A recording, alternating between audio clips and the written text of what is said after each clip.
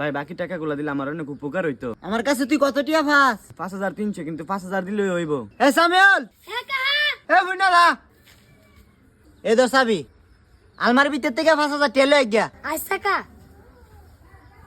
এটা কি আপনার আপন বাতিজা? না না না, আপন বাতি জানা।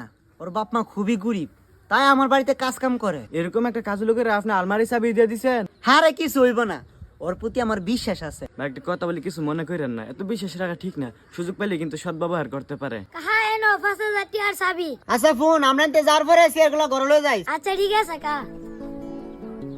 তুই জানি আমার থেকে কয় টিয়া ফাস? ভাই 5000। এই 10,000। ভাই 1000 টাকা লাইকা দিলেন কেরে? 1000 টিয়া আমি চেয়ারে নিচে রাখতাছি। ভাই বুঝলাম না আপনি কি করতে চাইতেছেন। তোর বোঝা লাগবে না, তুই আমার লগে চল।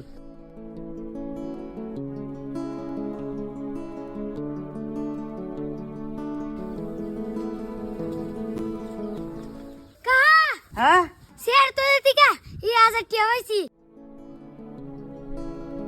আচ্ছা ঠিক আছে, তুই বাড়িতে যা।